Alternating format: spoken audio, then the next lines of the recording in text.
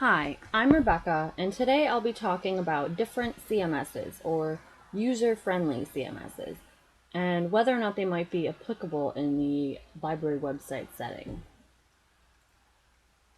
First, we'll start by defining CMS. CMS, or Content Management System, is a software tool that allows you to create, edit, and publish content, which is now exclusively used for the web. So, in essence, it's a website building program. The three simple CMSs that we will be discussing today are Squarespace, WordPress, and Wix. The question we will be asking of these sites are, can you create an effective and quality library website using these simple content management systems? Will they be as effective as sites like Drupal, which use custom content types and allow for a lot of customization, but are not the most user-friendly site, and there is a real learning curve to use them? Are they better than perhaps even doing the coding yourself or hiring someone to do the coding for you? It should be noted that coding from scratch has severely waned in popularity lately.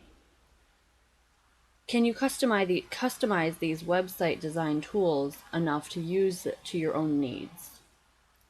And are they practical in usage from the office standpoint? As in, can there be multiple contributors at a time and things like that? Your library site should not have to look dated. Libraries are places of knowledge collection and distribution. As technology has grown and changed, so have libraries. Where once patrons could search for what they wanted in a drawer full of cards, followed by a time where patrons would use an intra-network on a primitive computer to find materials within the building or perhaps even the consortium, to now, a time where patrons expect their entire search needs to be fully integrated into the internet. Libraries used to only have to worry about the catalog. With the popularization of the internet, there's now an entirely new niche for libraries to fill. Web 1.0 was still relatively simple by today's standards. All you'd have to really do was slap up a website with some upcoming events, maybe a scanned photo of the calendar, and maybe the catalog was connected too, if it was really advanced.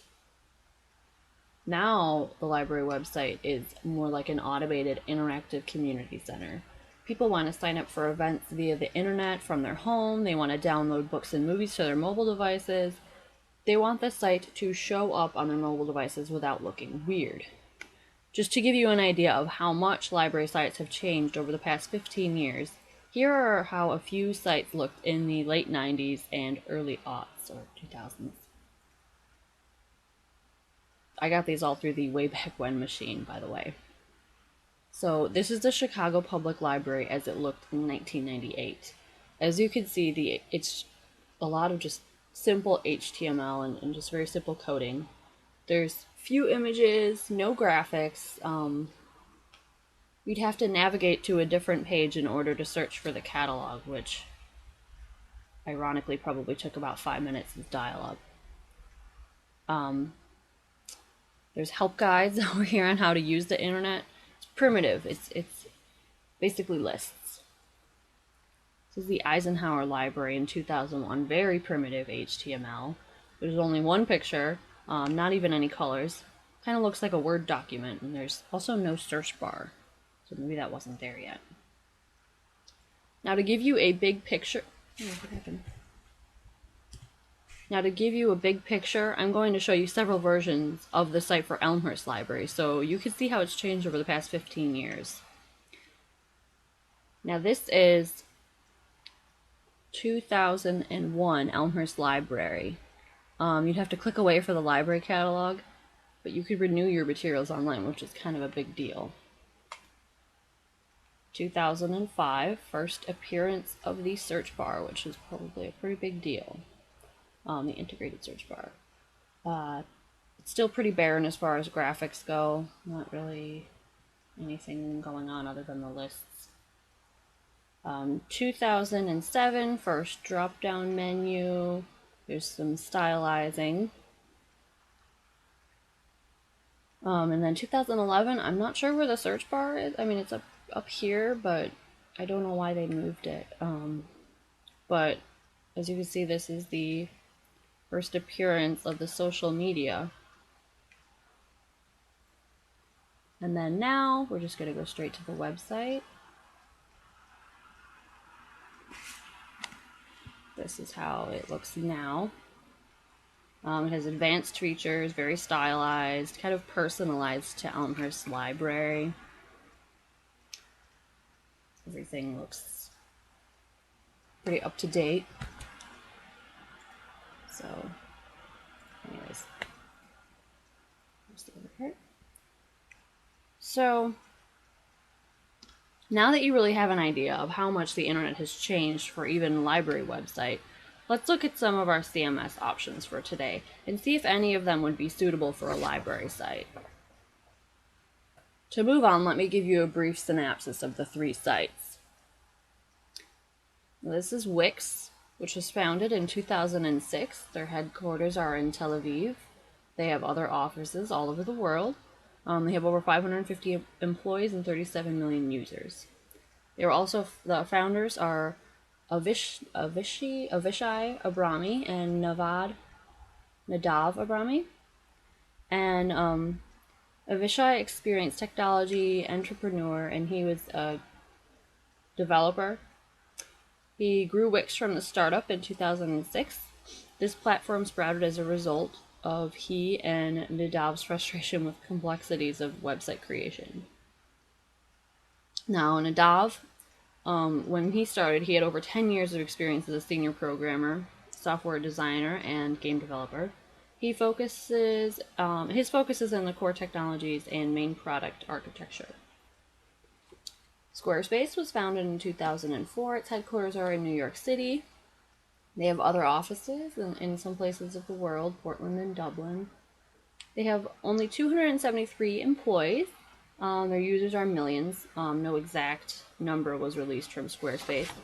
The founder is Anthony Casalina.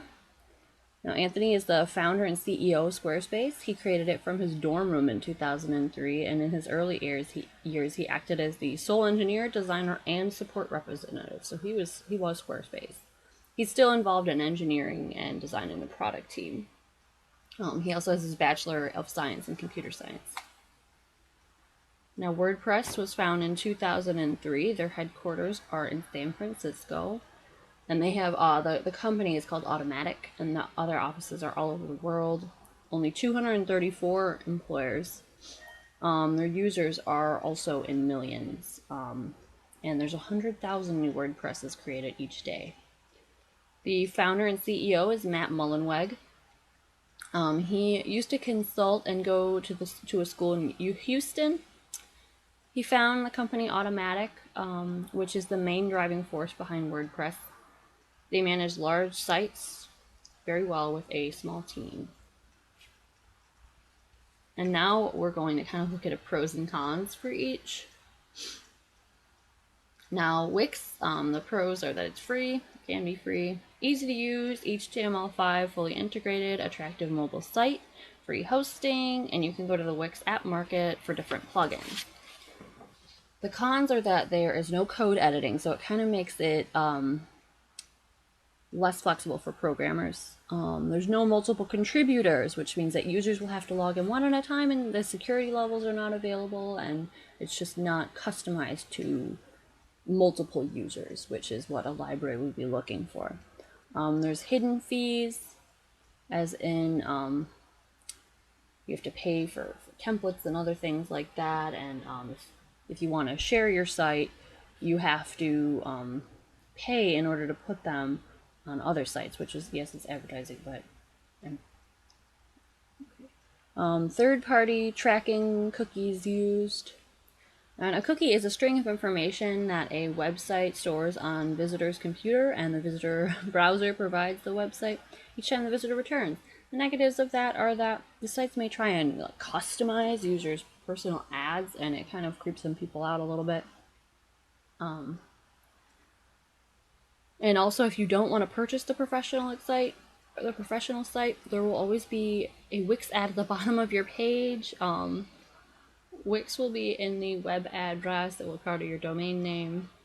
it ends up not costing that much less than Squarespace and WordPress if you purchase, which you would have to if you are making a library site. Wix is a domain, and Wix advertisements on the screen would look unprofessional and would also go against library profit ideals, not for profit ideals. The user also has to pay $300 extra a year in order to share on social media. This is the Wix editor. It's simple to use. Actually, this is from my website because that's what I had. Screenshots from that. Very easy to use, very user-friendly. This is just an example of one of the many plugins. Now this you probably see in a lot of different places. Simple Google Maps to show, this is like a restaurant chain. Shows the shows the different restaurants in the area. This is a Wix cost plan. And then here's the extra fees I was talking about. Local listing, the vouchers to share your stuff on social media. And here is a nice looking Wix website. It's very sleek, very nice looking. Next we'll be looking at Squarespace. Now the pros of Squarespace is that they allow for multiple contributors, meaning that more than one person can edit the site, different logins, different security levels. You get a free domain when you sign up for a year. There is code editing allowed, both HTML and CSS. Simple to use, but customizable if preferred. There's drag and drop capabilities, a template provided, attractive mobile site, 3 flat rates from which to choose, no hidden fees. They're very clear about that on their site, that there's no surprises or anything like that. It does not use cookies, which is possibly good for some. The cons: it is fee-based from the get-go. There's different pricing for different needs, but you can really only try it out for 2 weeks before you'd have to pay, so you can't even put it up online until then. Uses personal information provided on the site. They say to assist them in managing and administering communications and emails sent through the site, but any personal information disclosed through these communications will be governed by third-party vendors' privacy policy. So they don't claim a lot of control for privacy. And they use 5 third-party payment processors. Most people might be a little bit uncomfortable with 5 different processors, the possibility of that dealing with their credit card information, or possibility of something going wrong with their money. This is a Squarespace editor, user-friendly, simple, looks nice. It's a code editor, which you could use right in the site for simplicity. Here's one of the plugins. This is a marquee. And this is a sleek site of theirs that I thought looked really nice. It's very modern looking. This is an art version of the site, which is mariohugo.com. Next we're going to be looking at WordPress. The pros of WordPress is that they do allow for multiple contributors as well, just like Squarespace. It can be free. There is CSS editing. It's customizable. There are over 23,000 free WordPress plugins. The privacy seems slightly better than Squarespace out of respect for the user, and it's easy to use. The cons are that there are hidden fees. For instance, in order to get a good fee, you have to pay up to maybe $75. Plugins and additional themes can be $30 to $100, usually one-time costs. You could have a nice site for about the same cost as Squarespace. You have to pay for the CSS editing. There's a separate hosting fee. There's no HTML editing, and it does use cookies. Though its privacy policy is a little bit better. It still uses cookies.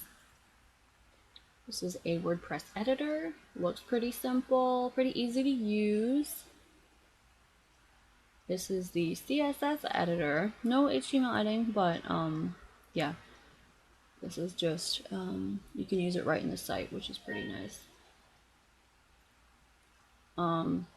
Here is one of the plugins that they have, the events calendar. It's just showing that there are many different plugins. And here's an example of a WordPress website, which is Coca-Cola France actually uses them, so that's kind of cool.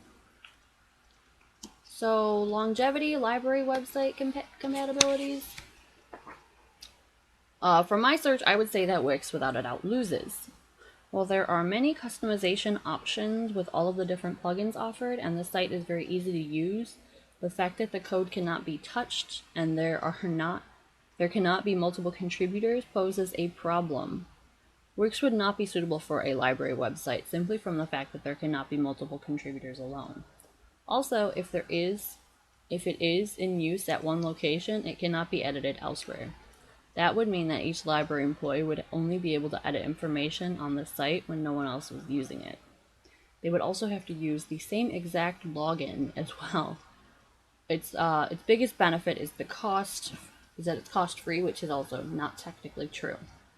If a library decided to use Wix, they would have to purchase the Entrepreneurs and Financiers plan, which costs $12.90 per month if you purchase it for a year. So there's not really any savings when using Wix to its potential. But I should mention it is not all bad. I do think that the site is the best out of the three for a quick website like an assignment. Like I said, I have my portfolio with it, and I thought it was easy to use and looks really great for something like that. So this leaves Squarespace and WordPress. I could see both of these websites thriving for a long time to come, and I could see either site working perfectly well for a library website. Each of these sites allow the users a lot of freedom. They can code, but they don't have to, and their sites still look great. They can add some of the thousands of plugins offered in order to further customize their site to library needs.